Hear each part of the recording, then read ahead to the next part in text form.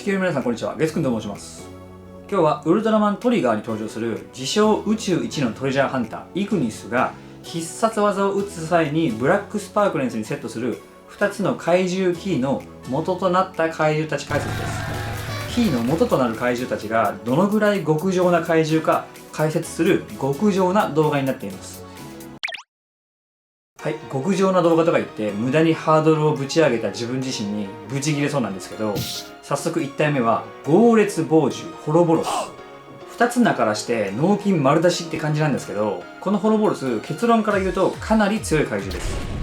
このチャンネルで恒例の各シリーズの最強怪獣ランキングの動画でランクインした怪獣たちの何がどう強いのかを簡単ではあるものの説明しているんですけど、バリアが強力でとか光線を吸収してとかよく言ってると思うんですけど、このホロボロスは特にこれといった特殊な能力を使うとかではなくて、己の肉体身体能力のみでゴリゴリに強い男の中の男、漢字の漢と書いての男みたいな感じの怪獣です。まあメスだったかもしれないですけど、とにかくスピードもパワーも相当で、何より見た目もかっこいい人気が高い怪獣です。初登場はウルトラマンルーブの第10話で、その後も11話、12話、21話、22話とめちゃめちゃ出てきました。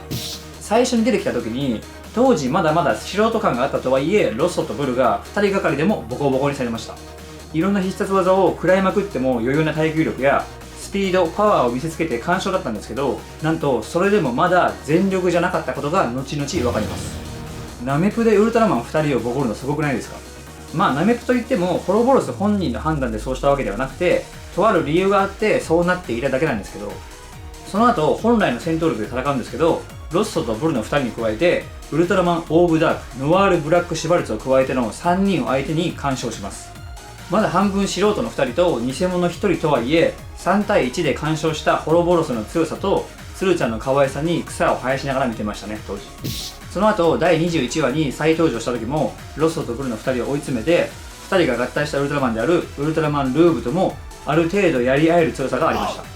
豪烈猛獣という2つ名が脳筋丸出しとか己の肉体のみを武器にして戦う男とかいろいろ言ってますけど、実は頭も普通に良くて、高速移動しながらビルの影に隠れて隙をついて攻撃してきたり、飛び道具的な斬撃派攻撃もあります。しかしこれだけ強くてこれだけの話数に登場したにもかかわらず、野生さんじゃなくてクリスタルから召喚されていての登場だったので、当時はこのホロボロスという怪獣の掘り下げが一切なくて、どこから来た怪獣なのかとかルーツとか SNS のアカウントとか一切不明だったんですよね。それが後々違う宇宙で少し判明することになります。それはウルトラマン Z の宇宙の地球でのことで、そこで初めて野生産のホロボロスが登場します。 Z の地球に大昔からいた怪獣として紹介されていて、宇宙怪獣なのか地球怪獣なのかは不明でしたけど、地球産の怪獣っぽい雰囲気は漂わせていました。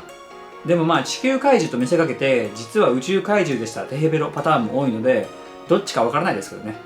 Z に登場した時にはベリアルメダルを返せと発狂しているセレブロによって違う姿になってしまったので、気になる方は Z の16話を見るといいと思います。このキーに取り込まれているデータはメトロン星人マルールが持っていたものらしいんですけど、どの宇宙のホロボロスのデータなのか気になりすぎて夜しか眠れませんね。イグニスが変身するトリガーダークはこのホロボロスの能力を、トリガーとかテカでいうところのスカイタイプに該当する能力としてこのホロボロスのキーを使っているようです。姿とかは変わらないんですけど、ライトニングというめちゃめちゃ速い攻撃を繰り出していました。次の極上な怪獣はエンマ獣ザイゴーグですね。このチャンネルのウルトラマン X とウルトラマン G の最強怪獣ランキング動画に両方ランクインしているとんでもなく強い怪獣です。漢字表記はザイゴーグと言います。中2ですね。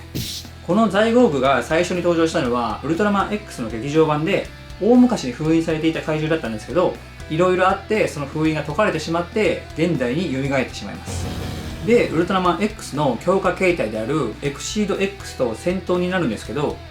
全く手も足も出ずに X が敗北します。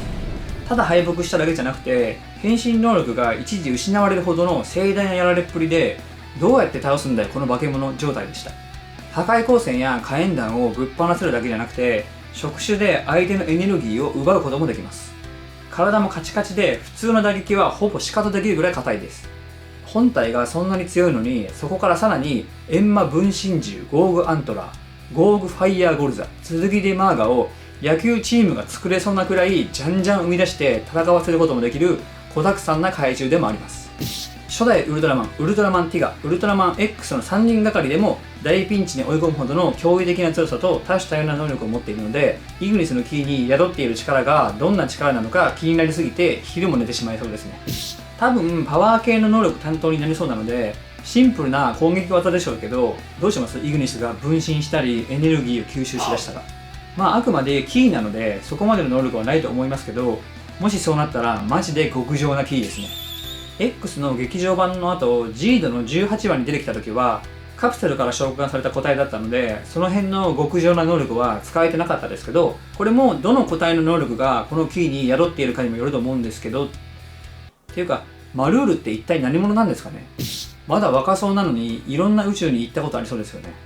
はい、ということでトリガーダークイグニスが使う怪獣キーの元となった怪獣たち解説でした。ここまで見ていただいた極上な視聴者様、ありがとうございます。それではさよなら。